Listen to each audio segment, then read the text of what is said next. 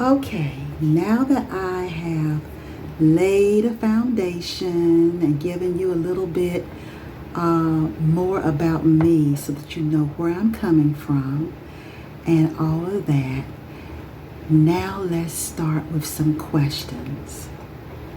Now, these are questions, some of which might be good to ask the person that you're vetting to decide whether you want to continue to date them, get engaged to them, move in with them, marry them, have children with them, bring them into your sacred space as your intimate partner.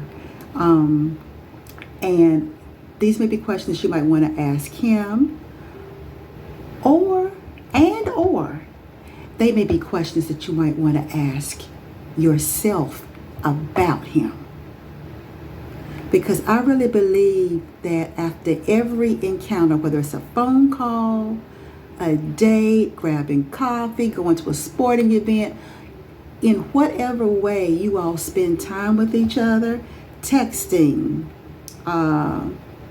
FaceTime, all the myriad of ways that you can connect now with technology and all of that, a trip together, whatever thing you do, there should be a moment where you can disconnect from his energy and just be with your own and reflect. There needs to be lots of self-reflection, a time to be alone with yourself and to evaluate and review and get a good, solid sense of where you stand, what information you've gathered, what further clarification you need around the information you've gathered, and what is the best way to broker that conversation in a way that's loving, where the energy is still good, it's not accusatory, you're not coming at him from left field, you haven't, talked yourself into a stupor where now you've created this scenario in your head and he's the enemy, he's the threat now. None of that. But you come to him with the same openness and willingness to hear and to listen from a place of maturity and soberness. That takes time. It took time for me. So you might want to explore therapy. You might want to explore coaching. You might want to explore some things concurrent to the self-work and the self-reflection that you're getting even from watching these videos. Okay? So one of the questions that I heard that I was like, oh, this is a good question that you need to ponder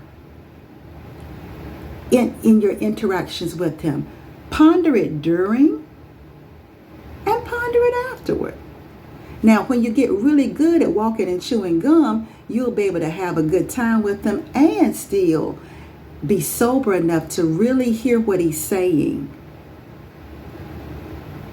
in your conversations, right? Sober enough to ask it in a way that you remain in your feminine energy, in your humorous, fun-loving energy, just as he's being, right?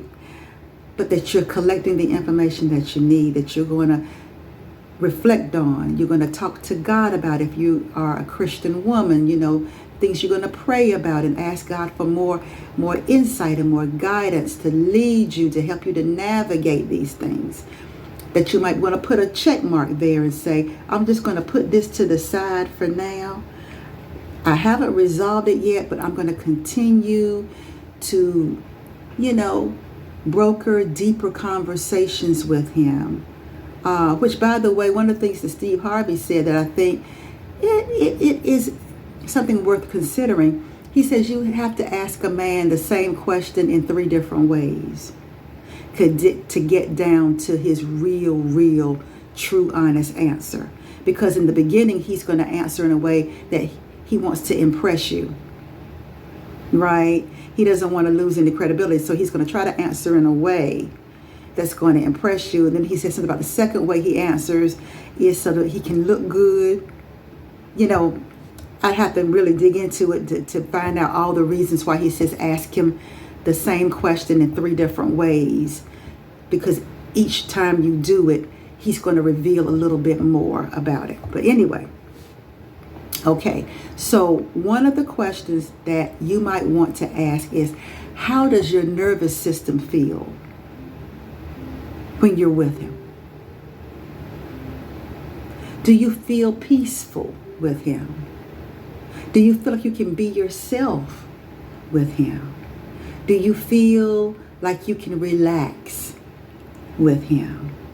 Does he have a way about him, even when you're talking about things, that puts you at ease, that keeps your nervous system calm, right? Is that the prevailing feeling that's consistent throughout your journey of getting to know each other? That was one of the things that set my now husband apart from any of the other relationships I'd ever had, apart from friendships with men. And of course, they were my friends because I didn't want anything romantic with them, right? I wasn't attracted to them in that way, right? Even though they were attractive men, I wasn't in the relationship with them. I wouldn't even give myself permission to even think of them in that way. They were just my friends. Point blank, period. But with your romantic interest partner, from the dating, from your getting to know each other, your first date, your encounters you've had, the way the relationship has gotten more, are you getting more and more comfortable around him? Do you feel even more yourself when you're around him? Does your nervous system feel calm? And throughout things with my now husband, once we got over my thing of, okay, I can't like him more than he likes me. Once we got past that hiccup, reconnected again, got more clear about what each other needed. And I was honest. I told him, listen, I need for you to call me. And we negotiated how often that would be, how much time could lapse between him calling me before I start making up stuff in my head. What's going on? He's acting different. Why hasn't he called me? You know, those kinds of things. Does he like me as much as I like him? Oh my goodness, is he distracted?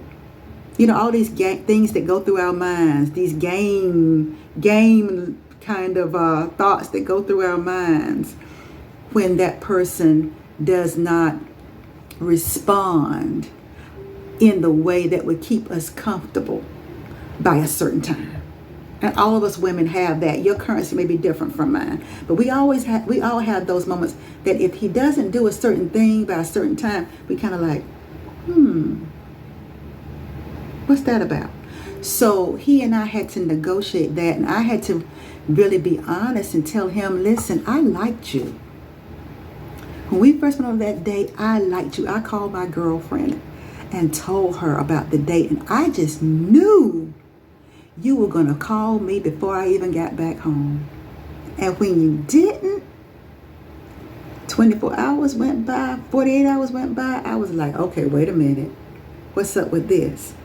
And he kind of laughed and everything, and we started talking, and it was like, okay, so what do you need from me?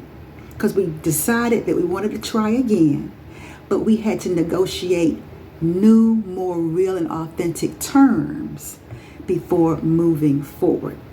And it was our ability to do that set a precedence for how we would navigate those different ups and downs throughout our relationship.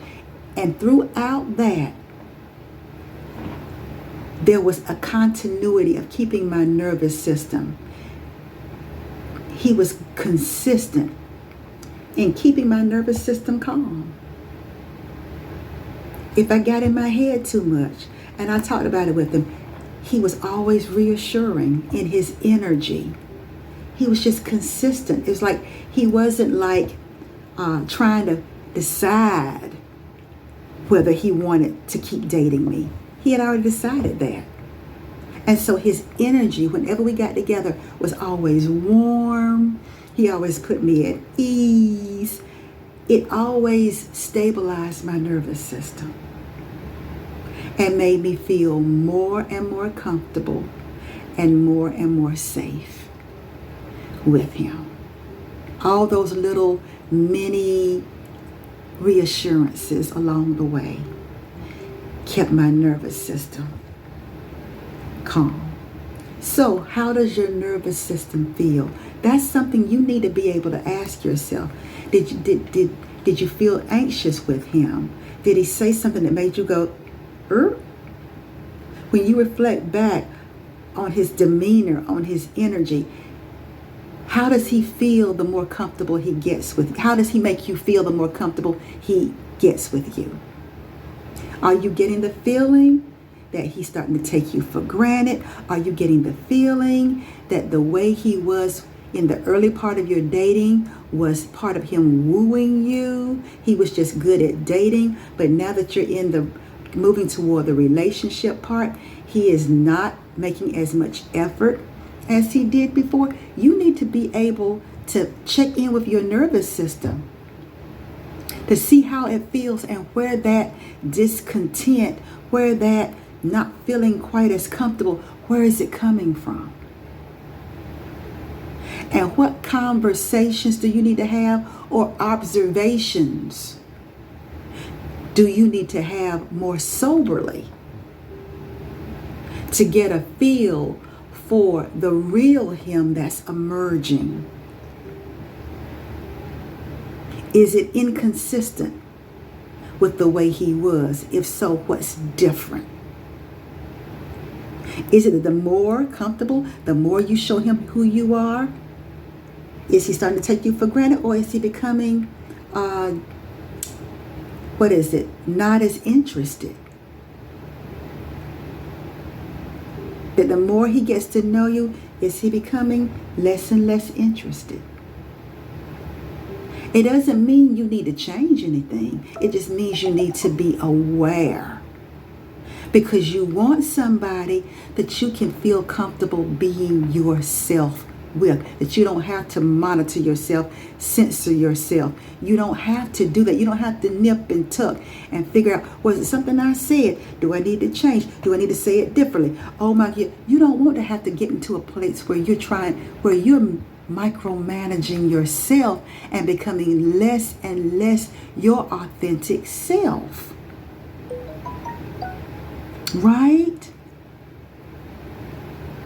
And there's a difference between something happening that maybe might have triggered something in him, and y'all need to talk it out so that you can come back to a place of trust, back to a place where your nervous system is calm, his nervous system is calm, because you're going to have those things that's going to happen just because of physical proximity, that person being in your intimate space. That's all part of getting to know each other. So it's not to put you in a state of alarm. Quite the contrary. Now you're starting to really start relating clear-eyed. Euphoria dissipated. It's, now you're seeing each other as you truly are, and you're seeing what each other's capacity is. Are you aligned? Are you aligned? Your values, your beliefs, those are things that you're starting to really start to ask yourself. And use your time of dating to really talk honestly about. And it's going to reveal to you your capacity. Can he be honest with you without you flipping out? Can you be honest with him without him acting some kind of way? Right? Because you're learning just as much about yourself. You're having an experience of yourself dating him. He just happens to be the teacher. He just happens to be providing the environment for you to understand more about yourself. What are you learning about yourself from dating him? Are you as healed as you thought you were? Are you as together as you thought you were? It doesn't mean you have to stop dating him, but it does mean you have to have some real come to Jesus meetings with yourself. To ask yourself, is this the true, authentic me that's objecting, or is this my ego that wants to control things? See, these are the kind of conversations you got to have when you say, God, show me myself. You got to be willing to see who you are, your experiences of yourself in dating, right? Who you are, like the real you that you haven't taken the time to get to know. You have to get curious about that person. Because before you can see the real him, you got to resolve who the real you is. And then from that place of clarity and soberness, now you can clear-eyed look at what he's showing you and what's the right way for you to broker this conversation with him. What are you looking for? Are you looking for validation or approval, or you're looking for seeing who this man is, his capacity? Does he truly have the potential to be a good partner as the relationship deepens? Can he meet the expectation being put out there by a deepening emotional connection and interaction with him? Okay? I want you to tell me what you think, okay? And that's it for until the next episode. Alrighty? Bye-bye.